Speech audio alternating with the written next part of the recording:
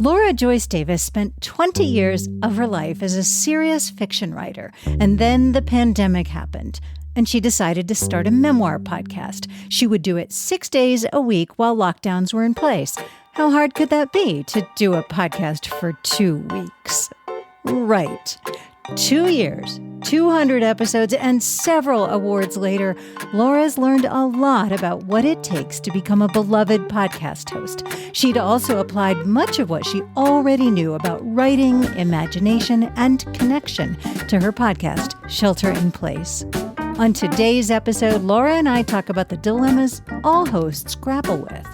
How much to share of ourselves, our vulnerabilities, our personal lives, whether to express our doubts and fears. And we go deep into her interview with her friend, Pulitzer Prize-winning author Anthony Doerr, and learn that even he has imposter syndrome. This is Sound Judgment, where we investigate just what it takes to become a beloved podcast host by pulling apart one episode at a time together. I'm Elaine Appleton Grant.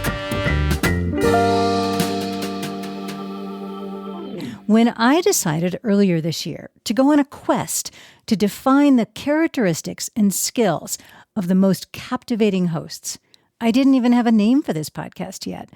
And I didn't know there was a term for that almost indescribable quality of a fantastic host that my quest is all about. Now I do. It's hostiness. But I did know what I was looking for. People you knew the minute you heard them had hostiness. And when I first heard Shelter in Place, even though Laura had been at it only a month or two, I heard hostiness in Laura's voice, in the way her stories were structured. I wanted to stick with her, to know how she and her family were making it through the pandemic, from the little moments of parenting to the big ones, like dealing with wildfires and anti-vaxxers and job loss and George Floyd. So when I was ready to start interviewing, the first person I wanted to talk to was Laura. We spoke in July. A lot has changed since then. My show now has a name, and Laura is now a lecturer at the Stanford Storytelling Project and managing editor of Stanford's student-run podcast, State of the Human, which in my view is an awfully good name for anything Laura is working on. You'll learn a lot from this conversation, just like I did. Stay with us. Laura Joyce Davis, welcome to Sound Judgment. Thank you so much, Elaine. I am absolutely thrilled to be here with you. Well, you know, Laura and I are wonderful friends, and I've been watching your podcast journey for the last 2 years now. I'm thrilled to have you here. And as you know, what we're going to do is dissect an episode, and you and I together chose an episode where you interviewed the Pulitzer Prize winner, Anthony Doerr. What I want to do is start by dissecting your opening passage. Stick with this because this is a very long intro. In fact, I'm not even playing the whole thing. It's about 3 minutes long. 22 years ago, I sat down at a large rectangular table with 15 strangers to learn how to write stories. Our teacher was a 28-year-old named Tony, who'd been awarded a 1-year fellowship to teach at the University of Wisconsin, where I was a student. But that first day of class, Tony wasn't there. Our sub was Ron Kuka, the head of the department. Ron would later become a very important writing teacher in my life, and I've talked about him in other episodes. But on that day, Ron calmly told us that Tony had gone to Mexico over winter break, and he just phoned to say that he might not be coming back. He was having such a great time hanging out on the beach that he was no longer sure he wanted to return to Wisconsin winter, which was too bad because Tony was a really great writer. You should think carefully before becoming a writer, Ron went on in the same can't-be-bothered tone. Even if you're very good, like Tony, the chances of getting published are small. The chances of making money are even worse. You'll face rejection for the rest of your lives. You'll be alone a lot, which is why so many writers throughout history have turned to drink. Or worse. But if you still want to be a writer, Ron said, brightening a little, I'm happy to talk to any of you after class about the creative writing major. If you're lucky, Tony might even come back from Mexico. We'll just have to wait until next week to see what he decides. This was 22 years ago, so the details of the story have faded into the fabric of memory. I can't remember if Tony was really in Mexico or if that was all part of Ron's storytelling magic to show us how conflict and tension could make you wonder what will happen next. What I do remember is that I switched my major to creative writing that week. A lifetime of frustration, loneliness, and rejection? Sign me up. Luckily for us, Tony did come back. That class was the best part of my week. Ron hadn't exaggerated when he'd said that Tony was a great writer. Partway through the semester, he passed out copies of a short story he'd written called The Shell Collector. I'll never forget the way the story gripped me, how every paragraph and line felt like an act of celebration, how it dropped me right into the fragile solitude of a blind man whose world was more vivid than anything my eyes could see. It turned out that Tony was also a great teacher. He showed us how to treasure the act of revision, how our terrible first drafts needed to go up in flames so intriguing characters could resurrect from the ashes, how gems could be plucked and polished from the detritus of our sentences. It was from Tony that I learned how to write a pitch letter, how to submit my work, how to recognize rejection as a signpost on the journey to becoming a writer. I still have the step-by-step guide that he gave us titled 7 Steps to Submitting or 7 Steps to Depression. But the most important thing I learned from Tony was not just how to be a writer, but the kind of writer I wanted to become. And that kind of writer, it turned out, was him. I love the way that ends. The first thing I thought was, it's interesting that you begin your episode interviewing this very famous writer, this Pulitzer Prize winner, by talking about a class in which he's not there. So tell me about making that choice. How did that come to you? Yeah, well, there's a couple things at play here, and I think this is stuff that applies to all episodes, not just this one, but it's something that I think about always. One of them is, when you craft a great story, usually you want to put the conflict pretty close to the front. And conflict in something like an interview episode might be something that is not immediately obvious. It might be more like a question you're answering or a problem to be solved.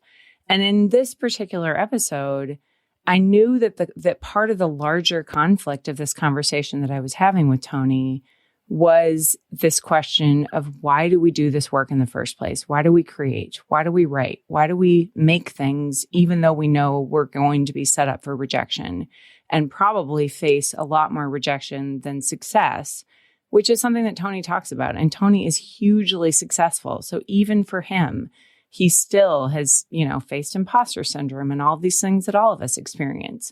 So I wanted to set the stage for that. In a larger storytelling sense, I wanted to put that conflict up front. But the other thing that's happening in this opening scene is that I knew, in dealing with somebody like Anthony Doerr, who I'll refer to as Tony because that's how I know him, Tony has been interviewed a lot. A lot of great interviewers have talked with him. And so I was thinking about, well, what do I have specifically to offer to the conversation that is different than all of those other wonderful people out there who have talked to him? And the thing that I had was that Tony and I met 22 years ago, long before he was famous, long before he'd even published that first book. And we've kept in touch over the years. And so I knew that window into that side of him was going to be probably the best and maybe most interesting thing that I as a host had to offer. And I also knew that if people were excited enough about him, that hopefully I would do a good enough job with my storytelling that people would hang in there for this first, for the very long, it is a long intro. You're right. And I don't always make that choice. But in this case, I knew it was a long episode. I wanted to give it a proper lead up that would set up that conflict and show up front, here's what's going to be different about this than the usual Anthony Doerr episode. That completely makes sense to me. And also, it's very interesting because in a sense, you're setting up an interview, and a lot of podcast hosts look at interviews purely as two ways, right? Like I could sit here and say, give me your best advice for blah, blah, blah, blah, blah. And there wouldn't be any storytelling and there wouldn't be any scenes, but you thinking scenes. You said for that first scene, I knew I wanted to do X.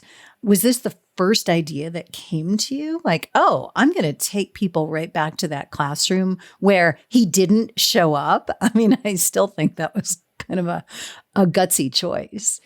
Yeah, well, I think that it wasn't the first thing that came to me. I mean, honestly, I don't know how many other stabs at this I took before I came up with that one. Maybe a couple.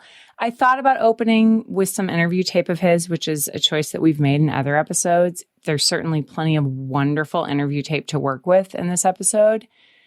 And I wanted it to be a little more suspenseful than that. I will often advise people when they're getting stuck with a narrative episode. I mean, obviously, this is different if you're just working with straight interview and narrative isn't a part of it. But even for straight interview, you can do a little intro that is a little bit of narrative. And I will often advise people in the course that we teach, if you're running into problems, back up from your story, back up from your interview, and see if you can think about how to describe this in a scene. And sometimes that might mean that you really zoom in on the moment that feels like the moment of conflict to you, right? So that's one way to do it. Another way to do it is, can you think about a scene that really captures this person or this story or whatever it is you're dealing with? It doesn't have to be a moment of conflict. It could just be a moment that feels like to you, hey, it really captures the heart of this thing that we're going to talk about. And this was, some of both in this opening scene, right? It was the conflict. It was also kind of the heart of what Tony and I get into, which is why create, why keep doing this even when it's really hard. But I think that choice for scene, it can happen in your narration. It can also happen in your interview tape. If you do an interview where you kind of prompt that in your guest. And I will often do that when I ask my guests questions. I'll try to ask them questions to get them to talk in scenes. It doesn't always work, but if you can get somebody to describe a specific moment that they're, say they mention a moment that was significant, and you ask them, hey, can you take me a little deeper inside that and describe to me what that was like in that moment? Then you end up with this wonderful thing in your interview tape where you actually have a scene. There are a lot of different ways to do that people don't think of as scenes, but that's one of them, is getting your guests to talk in scenes and to describe a specific moment. Yeah, one of the things that I tell people all the time is that it's all story, and that if you think that way, then you can tell a good story in 30 seconds, or you could have, hardcore history that's 6 hours long and have multiple stories going from story to story to story to story. But you have to think in stories and you have to think in scenes. And that's one of the things that I love about your show so much. And I just got such a kick out of this intro because it took so much courage. You're breaking all these rules, right? I mean, one of the rules is, you've got to hook people in 30 seconds. And I don't know how long this whole passage is before you ever get to Tony. I'll call him Tony, even though I don't know him. And that takes some guts. Like, tell me about that thought process. Like, was it okay to do something that was 5 or 6 or 7 minutes long in total? I think, the rules are there to guide us, right? But if you can break a rule successfully, then break any rule that you want. I mean, that's sort of the lesson that I learned from creative writing. I learned that from my fiction writing background. And I had many, many teachers over the years say that exact thing to me of, there are rules, but if you can break them and break them successfully, and if it works, go ahead and break them. And, do I have a hook in the sense that you get Tony in the first 30 seconds? No. But hopefully people are intrigued enough by that scene in the first 30 seconds that they want to keep listening. And that's really the hook there, right? There can be multiple hooks in an episode. It doesn't have to be the big giveaway right up front. You can have the hook that sort of teases them along and makes them want to keep listening. But part of the setup of this episode was I actually have a relationship with this person. He has been hugely important in my life for 22 years now. And I wanted to sort of highlight that in that intro. But I think it's always a gamble, right? You take these chances. I like to call them creative experiments. Sometimes they work out and sometimes they don't. And when they don't, hopefully you've learned a little bit from that process and you'll do it better the next time. Ooh, so I think this particular one works really, really well, or I wouldn't be talking to you about it. But you do something that is deceptively hard to do, and you do it really well. You sound, as a listener to me, you sound like you're speaking directly to me, not to anybody else, certainly not to a big audience. And you also don't sound like you're reading. But you write these very involved scripts and you're actually recording voiceover. So you didn't start with a radio background, an audio background. You were a writer. How did you get to the point where you can read and read and read and make it sound like you're not reading?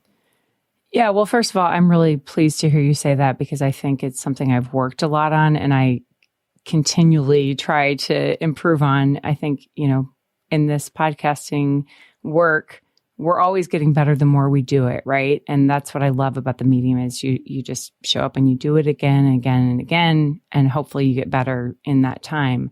But there are a couple of things that really have helped me, I think, speed up that process or maybe just learn it better. And one of them is actually before podcasting, I wasn't in radio, but I did do literary readings.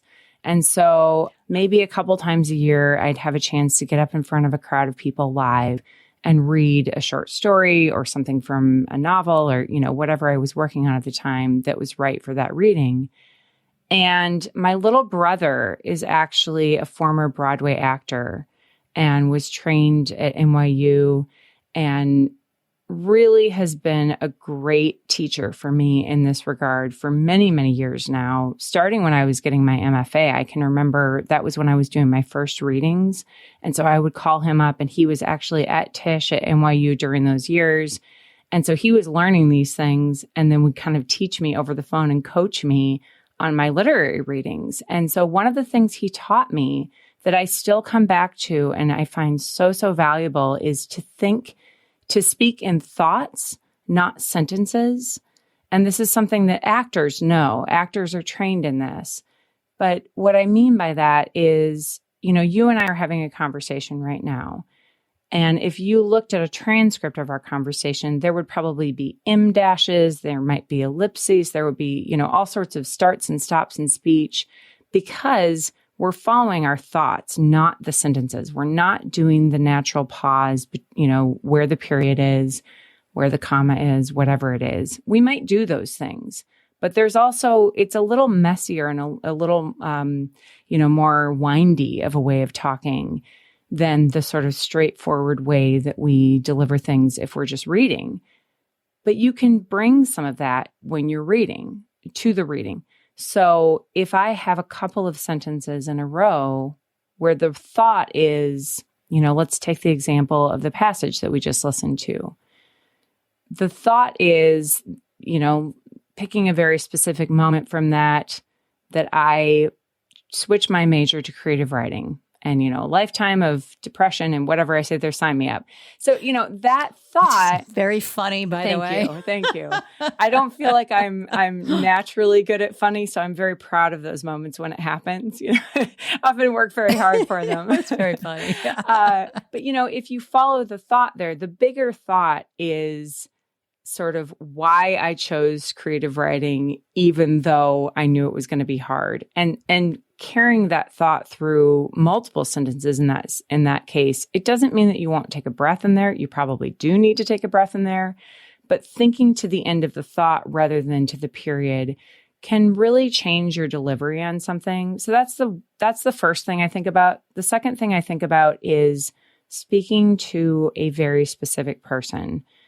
I can't tell you that every time I record voiceover, I have a specific person in mind. But if I find myself getting into that habit of, I sound like I'm reading, then sometimes I will call to mind, maybe it's my husband, Nate. Maybe it's the guest. But picking somebody who I feel comfortable with and just imagining that I'm talking to them directly, that can change the tone of what you're saying. And it can make it come off a little more natural and a little more like a conversation. Yeah. And you really do it so well. And it's very Thank warm you. And very personal and very real. I love this story about your brother. Who's a former Broadway actor? It just leads to all kinds of questions. It's a whole other story. We're not I know it would take up this whole episode. Why would you leave? Yes. Yeah, exactly. It's interesting because I grew up acting, and so I do lean on some of those techniques.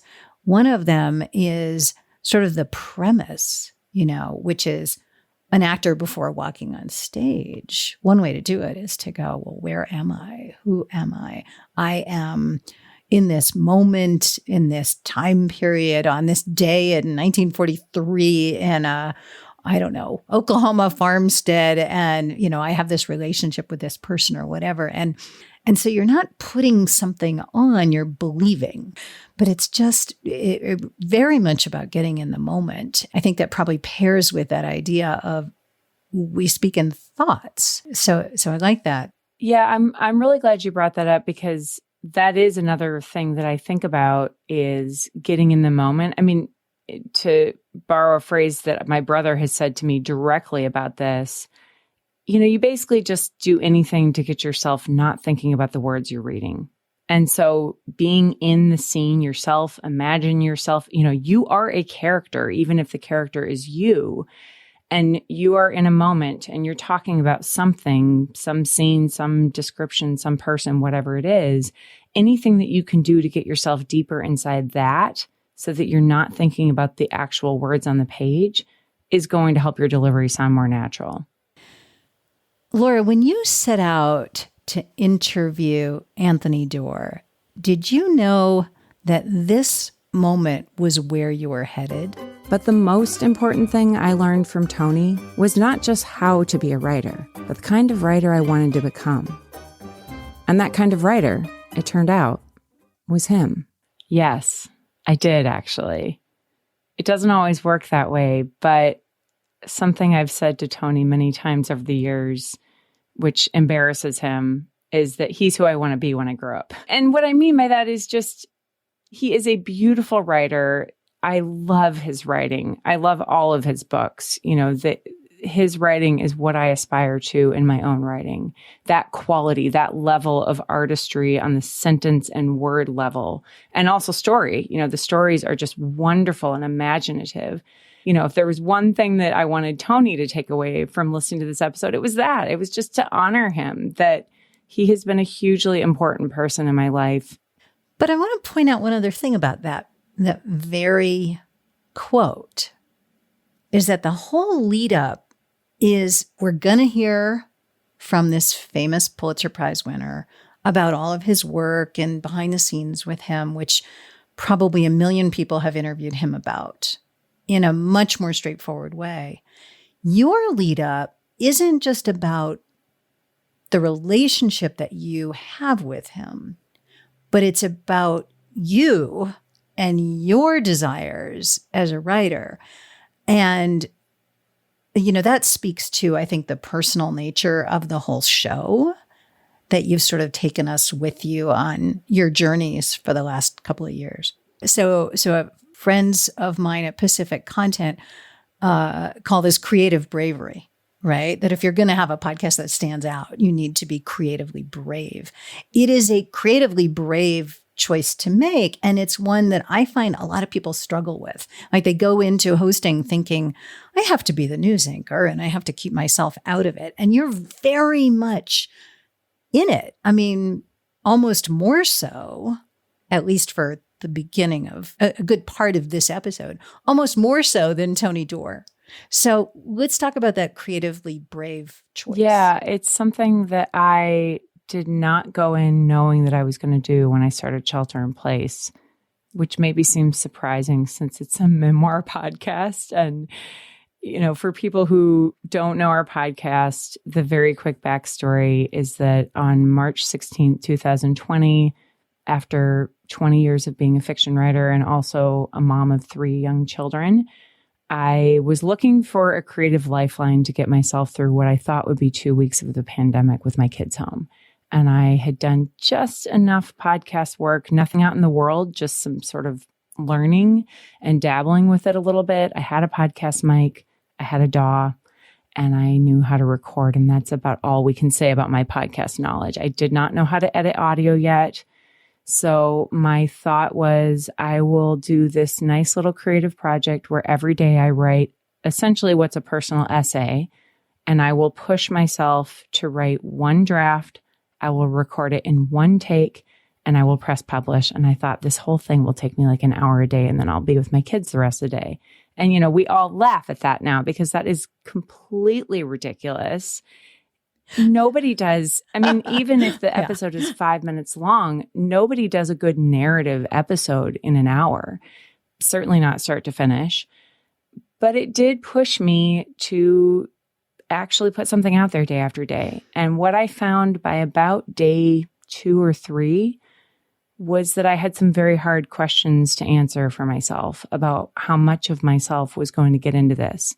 You know, it was all fine and well in day 1 when it was just sort of this like, and I'm out on a bike ride and I got this idea for this podcast and we'll do this for 2 weeks together every day, 6 days a week, not even 5 days a week. That's how crazy I was. So what I realized is that I had been mostly avoiding this question for 20 years as a fiction writer. Now, I think fiction writing can be deeply personal, and some of mine has been. But I had essentially figured out how to not have to put myself in the story. And what podcasting kind of forced on me was that question of, well, why not? What are you afraid of? And I realized I was actually quite afraid to put myself out there. I was really afraid that people wouldn't like me, that maybe if they really got to know me, they would be like, no, thanks. And, you know, that's going to happen, right? If you put yourself out there, I don't care if you're the most charismatic person on the planet, not everybody's going to like you. Like, that's real. So, and then, you know, things beyond that, like how much of my personal life am I willing to share publicly? Am I willing to, you know, have my kids' names out in the world or their voices maybe even, or, you know, all of these things that come out of that, right? It just continues and continues. And I made a decision very early on to keep asking that question when it was needed, but also to say, you know what? I'm going to put myself out there in the way that feels true and authentic and like the real Laura. You're going to get the real Laura in this podcast. And I'm going to try to be brave enough to say that if people don't like the real Laura, I might feel really bad about that for a little while, but I'll get over it. And that'll probably be good for me to develop a little thicker skin. And so that is what has happened for 200 episodes of Shelter in Place. It's one thing to even pose the question. What am I afraid of in putting myself out there? And how much of myself, my personal life, my husband, my kids, my maybe less than perfect choices about various things. I think that is one of the biggest questions in podcasting. Tell me about a moment where you faced that dilemma and what your decision was.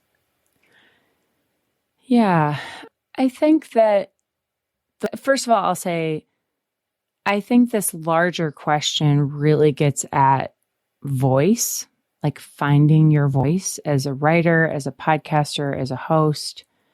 That term, you know, it's something that's thrown around a lot in the creative writing world. And I really think for myself, what I've come to understand that term as is this is the way of talking, writing, speaking that sounds exactly like Laura Joyce Davis and nobody else. And I think you don't have to share personal details to get to that, right? It just so happens that in my case, I did. But I think that there have certainly been moments where I paused on that, a lot of moments where I paused on that, and I wasn't sure about putting myself out there. The one that comes to mind, it's from an early episode, is, you know, after the Black Lives Matter protests were really kind of happening all around us, when we were all in that moment that, at least for me in Oakland, California, I mean, I was taking my kids to protest. Like, this was something that all of our friends and community here were deeply, deeply involved in. It felt very, very close and intense in my life, certainly. I mean, you know, I've got a next door neighbor who's Black, and they have a son who is our children's dearest playmate since birth. And so we were experiencing these things in a very intense personal way. And so I knew, since I was doing a daily podcast, since I was sort of writing whatever was happening in that day, in that moment, there came a point where I just couldn't not talk about it. But that actually felt, on the one hand, like, well, yes, of course we should all be talking about this. This is our world right now. To not talk about it feels really kind of like putting your head in the sand. But on the other hand, it felt like, what do I have to offer to this conversation that hasn't already been said? Like, I'm not a Black woman. Like, I can't speak to this in the way that, even my next door neighbor can. And so that felt actually much scarier to talk about than sharing my parenting failures, which I've done plenty of on the show. The humorous moments where I've maybe made like not the best choice as a mom, but all you can do is laugh about it in retrospect. I've shared quite a few of those moments. And even though my son is 20 years old, I completely appreciate all those moments, because I can look back and go, oh, now I can forgive myself. But yeah, it's so interesting that you bring that up. And you made the choice then to share what you were doing, what you were thinking, your concerns. Did you even voice that discomfort? Like, I want to share this, but who am I to share it? I did. And, I haven't listened back to those episodes recently. I'm certain that if I listened back, there would be moments where I was like, if I could do it over, I probably would say it a little differently. But I did voice that discomfort. And I think that is one of the beautiful things about this medium. As a host, you can put that out there. You can say, hey, I'm doing this thing and it's kind of scary to me right now. And I definitely had those moments in Shelter in Place episodes where I just was honest about, I might not get this right. I'm trying really hard to do due diligence to this topic, to this subject matter, to this interview, whatever it is. And I might try and need to do better. That's being a human being on this planet, right? It's like we are not going to always get it right, even if we are making every effort that is available to us. So I think, that to me is part of that authenticity piece, is just being very honest when, like, I don't want to come off as an expert. I'm not an expert on anything except for Laura Joyce Davis on this planet. That, and maybe even sometimes not then, there might be moments where I need to step back from that so I can acknowledge how much I have to learn, which is quite often.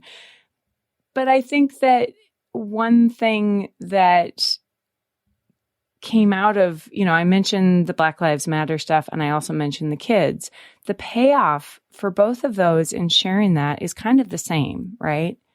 The payoff is that when you share something of yourself that's vulnerable, it has the potential to connect with people. And, you said your son is much older than my children, and you still resonated with those moments and appreciated them.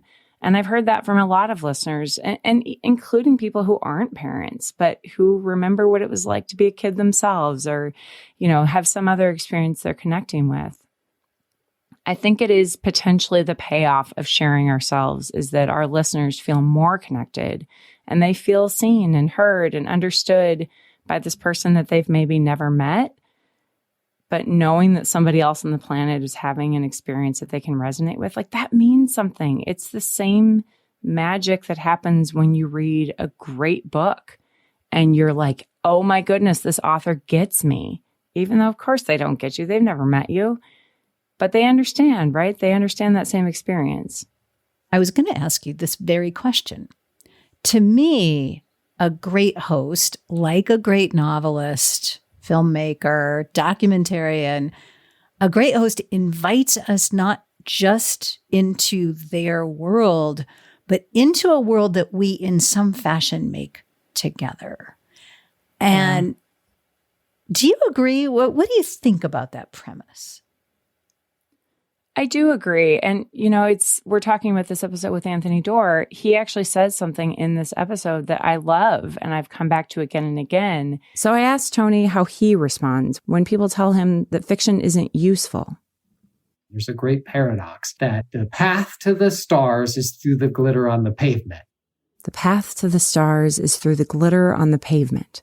The way to understand the universe is to study the journey of one person, Laura Joyce Davis, as she moves through the world. And somehow by rendering the idiosyncratic, utterly unique path that she makes through life, you can draw generalizations that make you feel less alone. Basically, the way we can understand all of our experiences is through one person's very specific experience. And I think that's true in podcasting. I think it's true in fiction. I think it's true in any kind of story. Generalizations are boring. Details, specifics, things that we can actually kind of get our claws into and understand in a deeper way, that's interesting. That actually helps us connect, even paradoxically, if we've never had that experience. Like, that's the cool thing about storytelling. And that's the cool thing about this kind of storytelling. And like when you're talking about, bringing in not just your personal experiences, but your doubts, being able to say, look, I'm going to talk about this thing and I'm actually even nervous to talk about this thing. And I've had that exact same experience with the same topic, as you know, because you interviewed me on your show about race. That is entirely different than the broadcast experience as a journalist. So we journalists who come from radio or TV sometimes have a harder time understanding what makes podcasting unique, right? How to use it really, really well. And that's not to say that there's one way, but that intimacy can be hard to wrap your head around. And so I think that this is like such a valuable conversation. I want to get back to Anthony Doerr. I've got one more question for you about that particular episode. You actually talk about imposter syndrome, and then you asked him about his own. I asked him if after everything he's accomplished, he still faces rejection or imposter syndrome or compares himself to others. The pitfalls I've most often fallen into. Oh, absolutely. All the praise slides off immediately because it's false. Deep in your soul, your corroded soul, they're wrong about all that. The competitive stuff I don't have as much, like Hanya Yanagihara. She's an amazing writer and a friend. And I'm just genuinely just so pumped for her that her new book is out. She's so cool. Like, I hope she wins every prize and gets every amazing review. And that stuff doesn't affect me as much as a bad review, because when somebody articulates something about your work that's negative, it almost always sticks for me because I'm like, they're right. They articulated one of my insecurities. What? Tell me how you responded to that. To that answer. I can tell you something about how I responded and how I imagine other people responded, but I want to hear your view first. I guess it didn't surprise me because, knowing Tony this long, I was pretty sure that he would give me an answer like that. He's that kind of person. He's just not, there's no arrogance there. There's no ego. It was also, though, just deeply comforting to be like, here's my literary hero who has had like almost all of the prizes that are out there. He's either won or been a finalist for it. He's been on the bestseller list for months at a time, all of those things. And even he still feels these things. I think it was like a creative affirmation of, yeah, we are all just people doing this. I'm always shocked that anybody wants to read anything I've written. I'm like, well, yeah, I don't know. I'm just making stuff alone in my stand-up desk in Idaho. I always feel like any minute their call's going to come and they'll be like, actually, those awards are supposed to go to Rachel Cusk and you lost out. And I'll be like, yeah, that's right. That's absolutely what should happen. But yeah, it was a great moment of levity. There was a lot of levity in the conversation, which you can probably hear. But I think it was very comforting to me. I'm curious, how did you feel? It was very comforting to me. And he is very real. I mean, you can hear it throughout the episode. And I urge everybody to listen to this episode. And of course, all of Shelter in Place, because it's wonderful. It doesn't come that much as a surprise from him personally. But then when I pull back a little bit and go, oh, well, this is the This is the author that I have read that writes these incredibly, insanely complex books, like Cloud Cuckoo Land, who has had all these accolades. I was like, oh, it's this lesson that I think if you're a creative, if for me, I can't hear it enough. I want to ask you some questions, rapid fire. What is it that makes a great host? The kind of host that, what is that magic that makes us go back to hear a single host again and again and again? I think what makes a great host is getting enough of that host's personality that you feel like you know them. And I think if you look at any of the great hosts out there, you can say that even if it's not a memoir podcast. Yeah, maybe I'll leave it at that. Okay. It's 200 episodes later. What do you wish you had known when you started? I think I wish I had understood earlier the choices that I was making subconsciously at the beginning about my actual physical voice. And what I mean by that is I have what my husband Nate jokingly calls my podcast voice, which I'm sort of using right now. But if I'm talking to you in everyday conversation, my voice gets a little higher, it gets a little more animated, it's a little more all over the place. You've heard some of both in this conversation.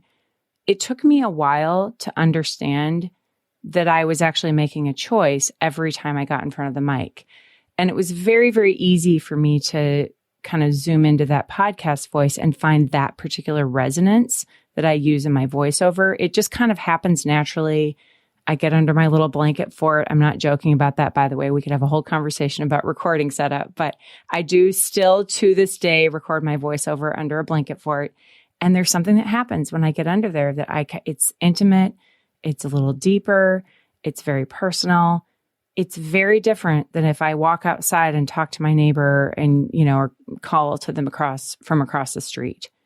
So making those choices in conversation, I think is something you have to kind of train your brain to learn, or at least I have had to learn that. I don't know. Maybe other people find that easier to slip into. For me, it's a conscious choice in a conversation like you and I are having to say, okay, I need to find that same or a more similar resonance to my podcast voice than out in the world everyday conversation, unless that's the choice I want to be making, right? There's no wrong choice, but I wish I'd understood that I was making a choice earlier, because I think it would have allowed me to use more of my own voice from interviews. I don't typically use my own voice at all from recorded conversations. I take myself out almost completely and I record voiceover narration. Now, that's been a stylistic choice as well, but that's something that I could have probably had a little more flexibility with earlier if I had understood, I can make a choice here about how I sound.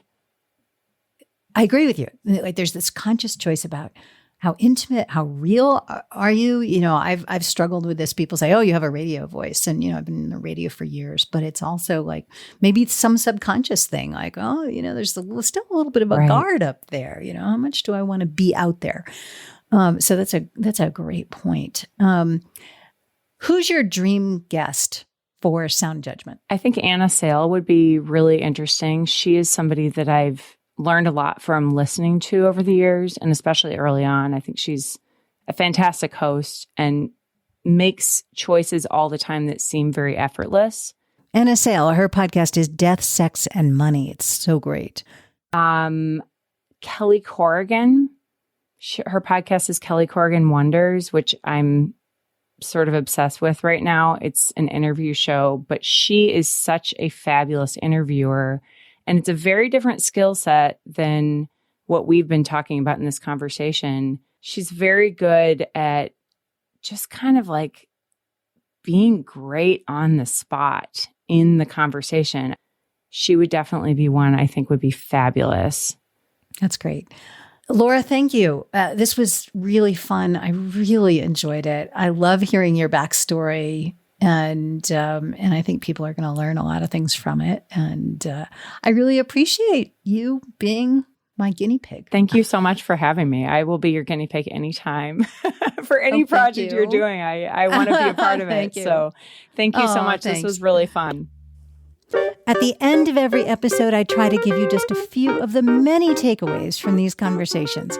Here are a few from today. You'll find many more in the show notes. 1, you need a strong hook to entice listeners. And you might have heard that there's an unwritten 30-second rule. That's all the time you've got.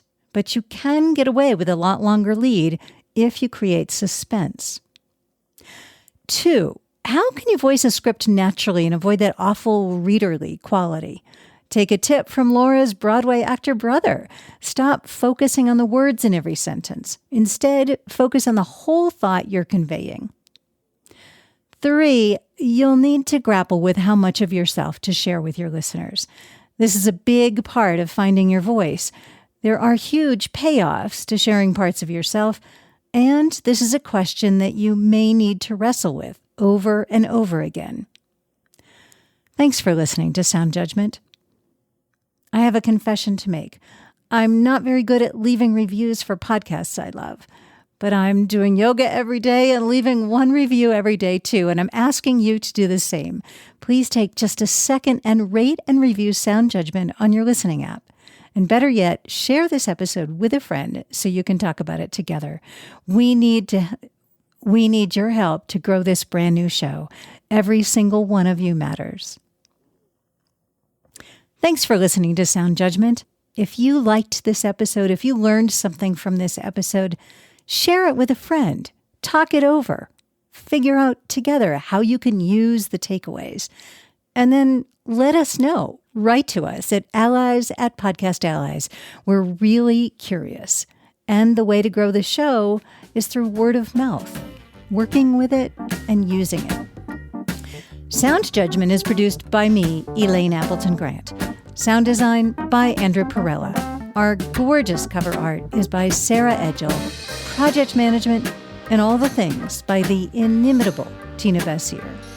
Sound Judgment airs every 2 weeks, but 2 weeks from now is Thanksgiving when we'll be off, so a surprise. Instead, we'll have a new episode in your feed next week. See you then.